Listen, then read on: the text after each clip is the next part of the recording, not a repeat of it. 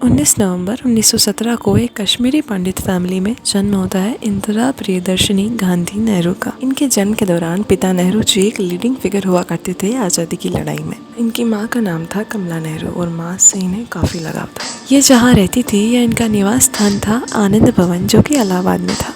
अपनी ज़िंदगी में इंदिरा ने काफ़ी स्कूलें बदली। हालांकि कुछ खास जाना तो नहीं हो पाता था स्कूलों में, इसलिए इन्हें पढ़ाने के लिए ट्यूटर्स आते थे या फिर ये खुद सेल्फ स्टडी करना पसंद करती थी। फिर एक दौर ऐसा आया जहां इनकी माँ, जिनसे इन्हें काफ़ी लगाव था, उनकी मृत्यु हो जाती है।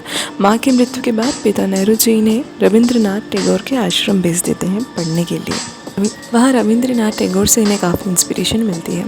टैगोर ने इंदिरा को नया नाम दिया इंदिरा प्रियदर्शिनी नेहरू। फाइनली इंदिरा अपने आगे की पढ़ाई के लिए ऑक्सफोर्ड यूनिवर्सिटी जाती है। यूँ तो इंदिरा ने काफ़ी यूनिवर्सिटीज़ में एडमिशन फॉर्म्स भरे थे, लेकिन लास्ट में उन्होंने ऑक्सफोर्ड यूनिवर्सिटी ही चुनी। इसके पीछे एक अलग कारण बताया जाता है। अब कहा जाता है कि इंदिरा के long time friend Firoz Khan भी इस ऑक्सफोर्ड यूनिवर्सिटी में पढ़ते थे, तो इसीलिए उन्होंने ये यूनिवर्सिटी चुनी ताकि दोनों साथ में पढ़ सकें। और फिर क्या होना था, दोनों की दोस्ती बढ़ती गई और फाइनली फिरोज़ खान ने इंदिरा को प्रपोज किया पेरिस में, जहाँ इंदिरा एक बार मना कर देती है लेकिन बाद में मान जाती है। अब यहाँ इनकी शादी इतनी आसानी से नहीं हो पाती है, क्योंकि फिरोज़ खान एक मुस्लिम थे और इंदिरा हिंदू थी। इस वजह से गांधी जी को फिरोज़ खान को गोद लेना पड़ा, जिनसे उनका नाम हो गया फिरोज़ गांधी।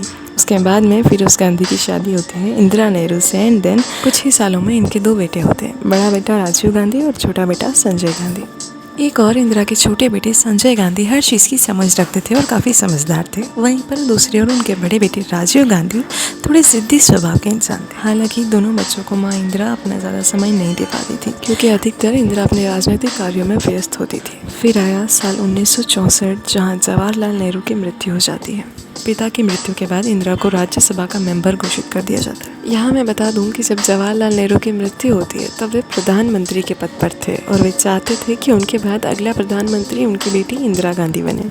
जब जवाहरलाल नेहरू की अचानक मृत्यु हो जाती है तो उनके बाद में गुलज़ारी लाल नंदा को टेम्परेरी प्रधानमंत्री बनाया जाता है।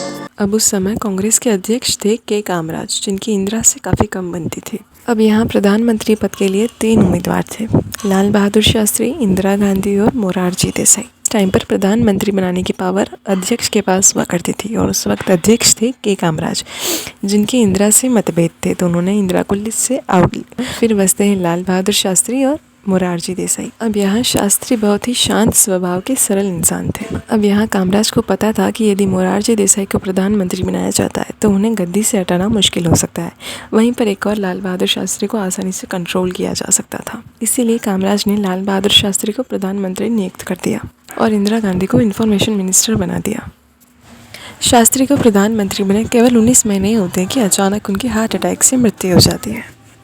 अब यहाँ शास्त्री जी ने मरने से पहले एक बात कही थी कि यदि मैं प्रधानमंत्री पद से 1-2 साल में हट जाता हूँ तो इंदिरा गांधी के प्रधानमंत्री बनाना बहुत आसान रहेगा, लेकिन यदि मैं 4-5 साल तक प्रधानमंत्री पद पर रहता हूँ तो तब तक हालात बहुत बदल सकते हैं और इंदिरा को प्रधानमंत्री बनाना थोड़ा मुश्किल हो सकता है। लेकिन जैसा शास्त्री जी कह के गए, वे 1-2 साल में उनकी मृत्यु हो जाती है और इंदिरा को प्रधानमंत्री बनाने की तैयारियां चलती है। तभी मोरारजी देसाई को ये बात पसंद नहीं आती और वे चाहते थे कि वोटिंग से ही प्रधानमंत्री बना जाए। तो मोरारजी के कहने पर वोटिंग हुई और साथ में सबसे ज़्यादा वोट्स इंदिरा गांधी को मिले।